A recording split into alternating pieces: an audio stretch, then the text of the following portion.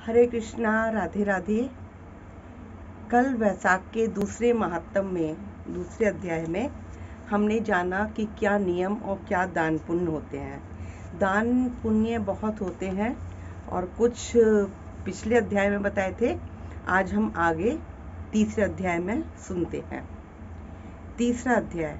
नारद जी बोले कि जो मनुष्य श्रेष्ठ ब्राह्मण को पलंग दान करता है, ब्राह्मण की उस पर सुख से सुलाकर ठंडी ठंडी हवा की जाए तो संपूर्ण धर्मों के साधन से उसका शरीर निरोग रहता है।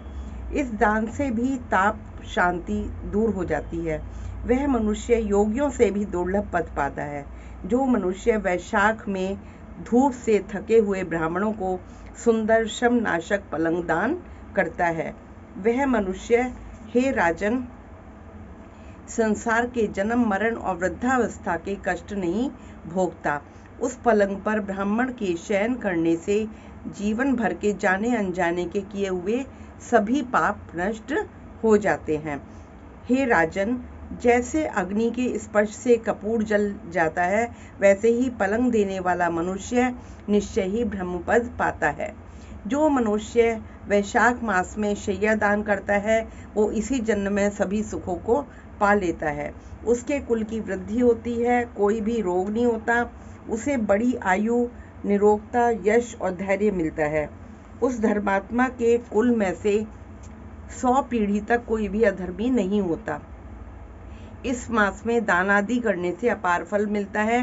वैशाख के धर्मों को इस तरह से करने वाला धर्मात्मा पुरुष सभी भोगों को भोगकर अपना शरीर त्यागता है। जो वेद पाठी ब्राह्मण को तकिया दान करता है, उसके सारे पाप नष्ट हो जाते हैं और अंत में वे ब्रह्मपद को प्राप्त होता है। बिना इसके दिए मनुष्य सुख पूर्वक नहीं सो पाता, अतः तकिया दान अवश्य करना चाहिए। इसके दान करने से सबका आश्रय पृथ्वी पर राज्य भोगता है। हे राजन, वह मनुष्य 7 जन्मों तक सदा सुखी, भोगी और धर्मपरायण होता है, जो अपने 7 कुल समेत मुक्त हो जाता है। जो मनुष्य चटाई और किसी भी प्रकार का आसन दान देता है, उस पर पत्रशाही भगवान विष्णु स्वयं विराजते हैं। इससे जल में पड़ी हुई ऊन नहीं भीगती। वैसे ही संसारी जीव संसार के बंधन को प्राप्त नहीं होता। चटाई दान करने वाला पुरुष आसन और शैया पर आरूढ़ होकर सभी तरह के सुख प्राप्त करता है। जो शयन करने के लिए चटाई और कंबल दान देता है, वह मुक्त हो जाता है, इसमें कोई संदेह नहीं है। निद्रा से दूर हो जाता है और निद्रा से परिश्रम दूर हो जाता है। वह निद्रा चटाई पर सुखपूर्वक आती है। जैसे हम चटाई में सबसे ज़्यादा सुख मिलता है सो कर के, तो उसी तरह से कहते हैं अपना सुख प्राप्त करने के लिए चटाई का दान अवश्य करना चाहिए। इससे सारे परिश्रम दूर हो जाते हैं। हे राजन, जो मनुष्य वैशाख मास में कंबल का दान करता है, वो अकाल मृत्यु को छूट से 100 वर्ष तक जीवित रहता है। धूप से व्याकुल ब्राह्मण को भी जो मनुष्य पतला वस्त्र दान देता है, उसकी पूर्ण आयु होती है और परलोक में परम गति मिलती है। कपूर भीतर की गर्मी को दूर करता है, अतः कपूर का दान भी अवश्य करना चाहिए। कपूर का दान करने से मोक्ष मिलता है और दुख का नाश होता है। जो ब्राह्मण को फूल और कुमकुम दान करता है, वह सार्वभौमिक राजा होकर सब प्राणी उसकी आज्ञा में रहते हैं और मोक्ष को वह प्राप्त होता है अपने पुत्र और पौत्रों बांधवों सहित। त्वचा और हड्डी के संताप को चंदन तत्काल दूर कर देता है, अतः जो चंदन दान करता है, वो तीनों पापों से दूर हो जाता है और मोक्ष को प्राप्त करता है। जो जल में भीगी हुई खस और चंपा या कुशा का दान करता है, हे राजन, वो प्राणी सब प्रकार के सुख भोगता है। सब देवता उसकी सहायता करते हैं, उसके सब पाप और दुख दूर हो जाते हैं, अंत में मोक्ष को प्राप्त होता है। वैशाख मास में जप का और तप दान का बहुत महत्व है। जो वैशाख में गोरोचन और कस्तूरी दान करता है, वे तीनों ताप से छूटकर मोक्ष को प्राप्त होता है। मेष की संक्रांति में तांबूल और कपूर दान करता है, वे पृथ्वी के सारे सुख भोग कर निर्वाण को प्राप्त होता है। जो मनुष्य सेवती और जूही का दान करता है वह राजा होकर अंत में मोक्ष को प्राप्त होता है। जो मनुष्य केतकी और मल्लिका दान करता है वे माधव भगवान की आज्ञा से मोक्ष को प्राप्त होता है। जो मनुष्य ब्राह्मण को सुपारी और अन्य सुगंधित द्रव्यों को दान करता है, हे राजन, वो जो व्यक्ति नारियल भी दान करता है तो उसके पुण्य के फल तुम चित्त लगा के सुनो। वह 7 जन्मों तक ब्राह्मण के घर में जन्म लेता है और धनवान और वेद पाठी होता है। फिर वो 7 कुल के समेत अपने विष्णु लोक को चला जाता है। हे राजन, जो प्राणी विश्राम मंडप बना के ब्राह्मण को दान देता है उसके पुण्य के फल के तो कहने ही क्या है। उसका तो ब्रह्मा जी कहते हैं कि मेरी भी सामर्थ्य नहीं है। मतलब छाया का मंडप बना के कि एक कोई शेड डलवा दिया, गर्मी में खड़ा हुआ है, कोई छतरी डलवा दी, इसलिए। जो मनुष्य छाया मंडप बनवा के भीतर बालू बिछा के उसमें प्याऊ लगा देता है या घड़ा रख देता है वह स्वर्ग का स्वामी होता है। जो मनुष्य बाग, तड़ाग, कुआं, झोपड़ी आदि बनवाता है वे बड़ा धर्मात्मा होता है। और जो मनुष्य कुआं, तालाब, मंडप और प्याऊ लगवाता है उसका सधर्म का कहना क्या है, यही उसका पुत्र है। संतान जैसे 7 प्रकार की होती है, तो इन 7 में से जो एक भी काम नहीं करता, जो इतने दान बताए हैं, अगर कोई भी दान नहीं करता तो इसका मतलब उसका जीना व्यर्थ है।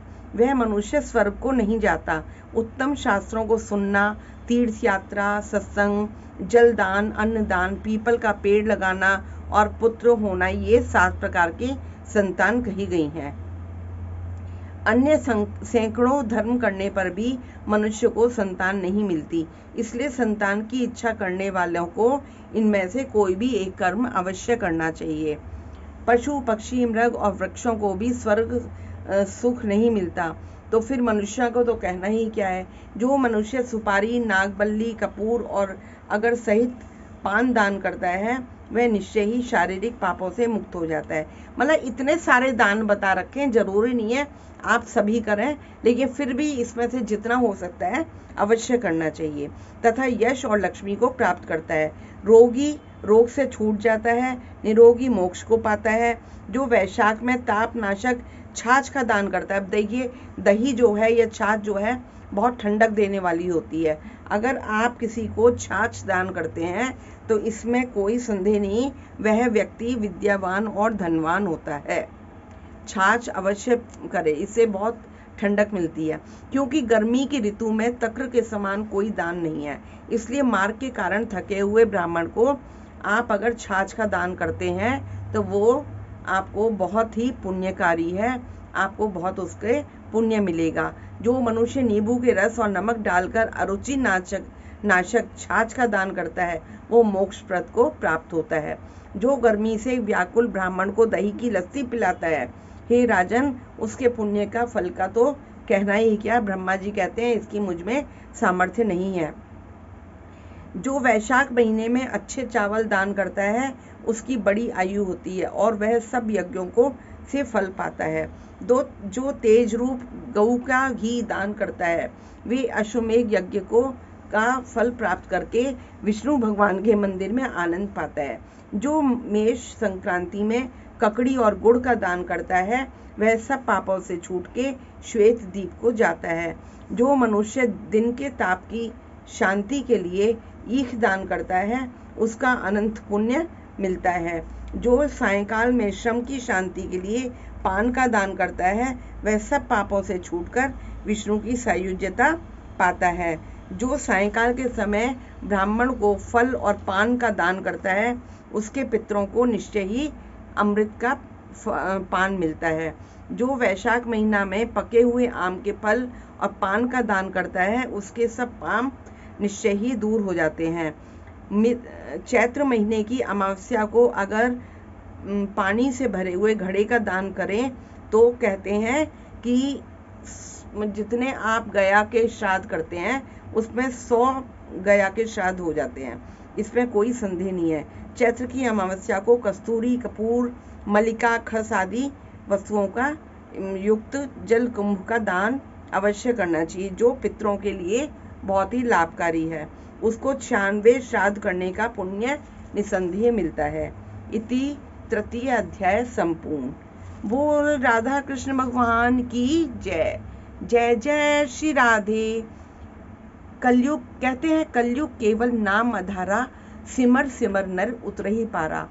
कलयुग में केवल नाम जपने के अलावा कोई भी साधन नहीं है। ये कलयुग के लिए सबसे अच्छा बताया है कि पहले लोग इतना जप तप करते थे, लेकिन हम कलयुग में केवल नाम सिमर के और मतलब जाप करके और दान करके अपना जीवन हम सुखी बना सकते हैं। तो इसलिए हमेशा जाप करते रहिए।